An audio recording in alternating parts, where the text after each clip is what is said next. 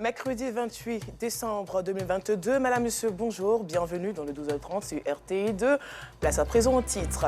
C'est un immeuble à l'abandon depuis une vingtaine d'années. L'immeuble La Pyramide, situé au cœur de la commune du Plateau, est dans un état de délabrement très avancé. Pourquoi cette triste réalité?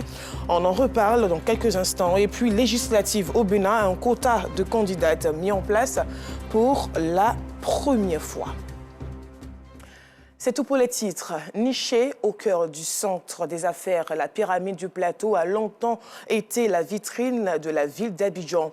Construite entre 1968 et 1973 par l'architecte italien Rinaldo Oliveira et avec son architecture futuriste, le bâtiment de 12 étages est laissé à l'abandon depuis plusieurs années. En 2011, l'État ivoirien avait annoncé un programme de rénovation de l'édifice. Une dizaine d'années plus tard, c'est le statu quo. Les nouveaux locataires des lieux sont désormais les araignées qui les partagent par moments avec quelques sans-abri. C'est le carton rouge proposé par No Sangaré et par Grace Reconnaît. Situé au cœur du Plateau, centre des affaires de la capitale économique de la Côte d'Ivoire, l'immeuble La Pyramide n'est que l'ombre d'elle-même. Murs fissurés, toiture en lambeaux, eau useuse stagnant dans le hall, sanitaire en ruine. Bref, tout est à refaire dans cet immeuble abandonné depuis plus de 2 décennies.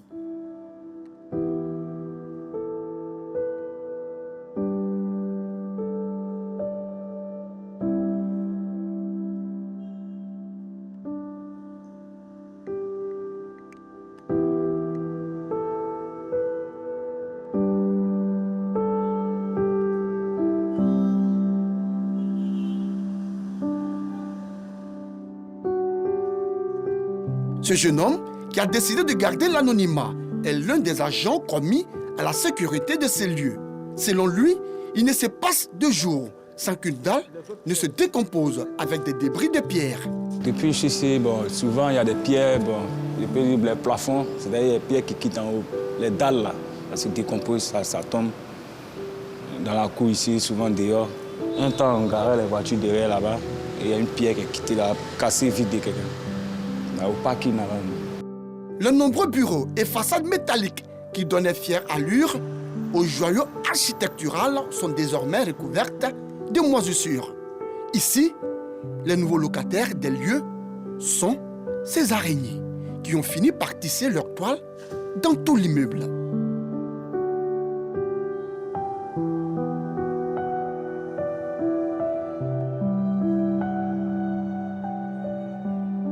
Un lieu que ces araignées partagent souvent avec quelques sans-abri qui y ont trouvé refuge.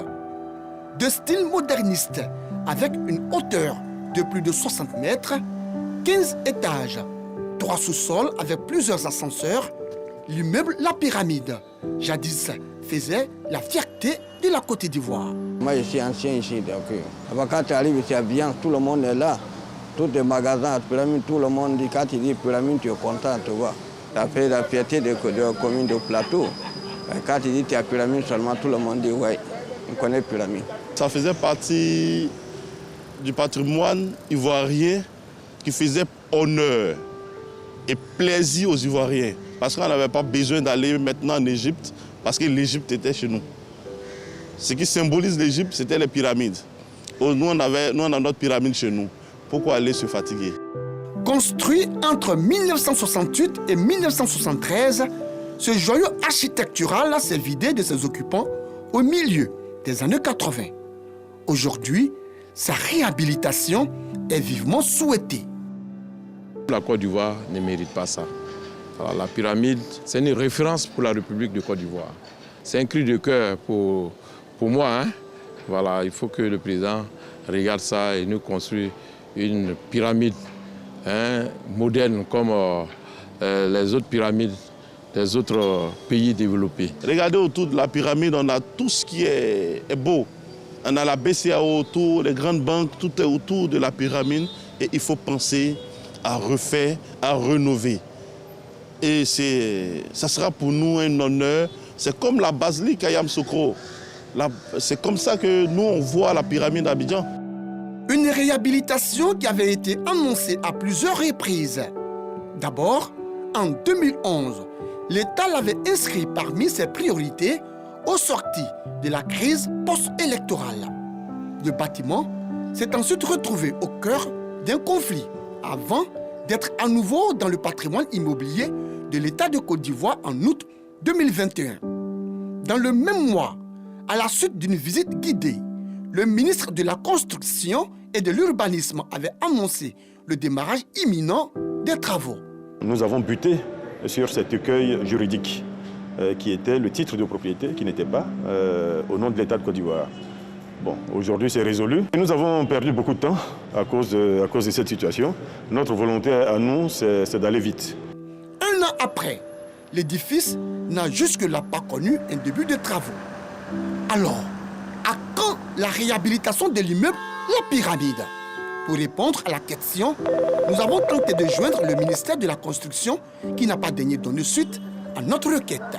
Et pourtant, la vétusté de l'immeuble et les installations électriques sont autant de problématiques qui méritent d'être posées avec acuité afin d'éviter d'éventuels dangers.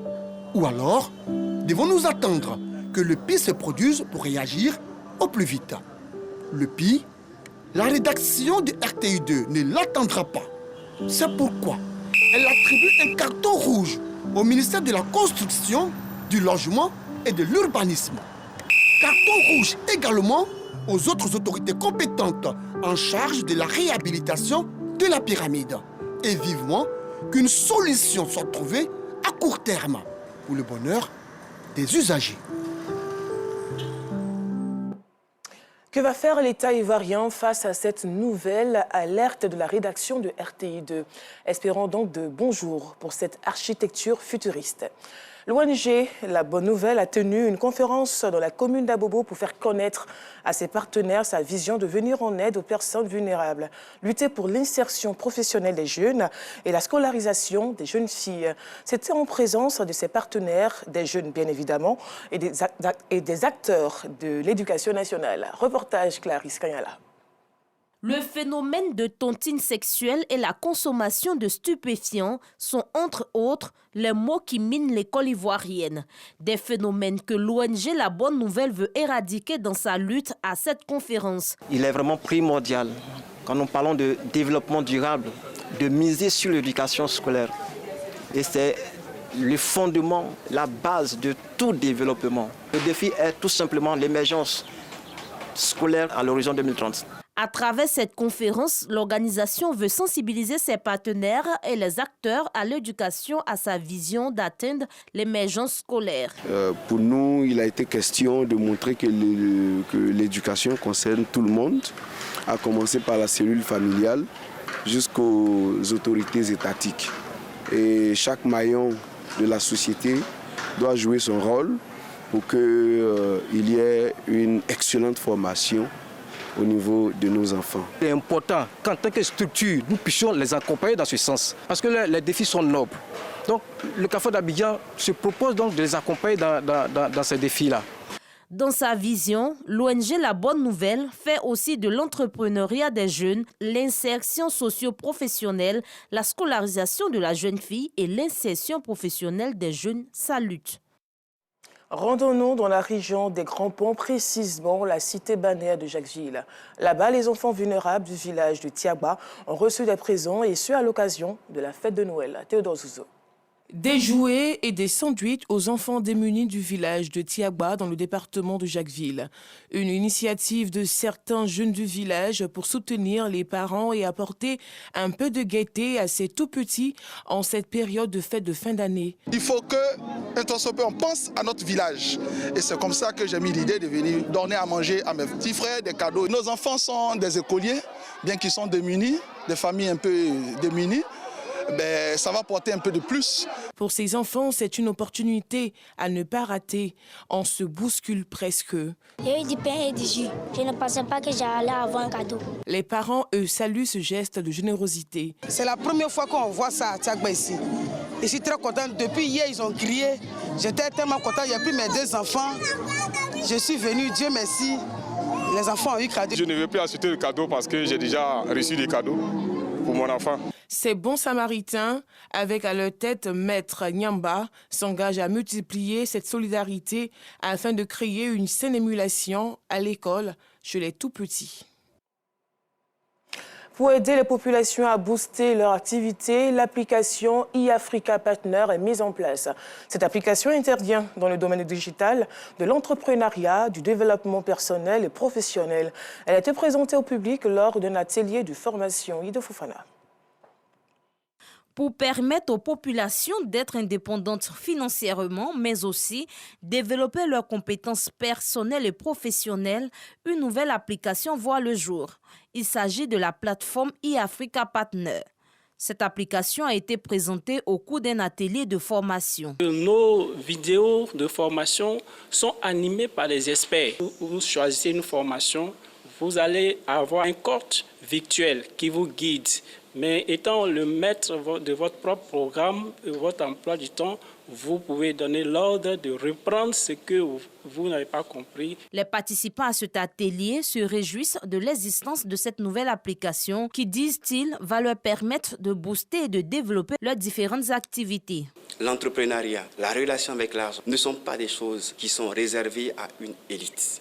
Nous avons l'obligation de donner une large chance à nos enfants pour que ceux-ci ne soient pas limités. Se faire employer n'est pas nécessairement la vocation à laquelle tout le monde est appelé. Cette plateforme, une innovation sociale au service de tous pour la réalisation des projets. La e-Africa Partner intervient également dans les domaines du digital, de l'entrepreneuriat, de l'investissement et de l'intelligence financière. Parlons tourisme à présent avec notre reporter Yacouba Koulibaly sur l'adéquation formation-emploi. Quelle solution? Réponse maintenant. Dénicher les problèmes liés au secteur du tourisme et trouver des solutions pour son développement. C'est tout le sens de l'organisation de la 6e édition d'Apéro Tourisme 225, le week-end dernier au Plateau. Une activité placée sous le thème adéquation, formation, emploi jeune. Nous avons remarqué que d'un côté, il y a des diplômés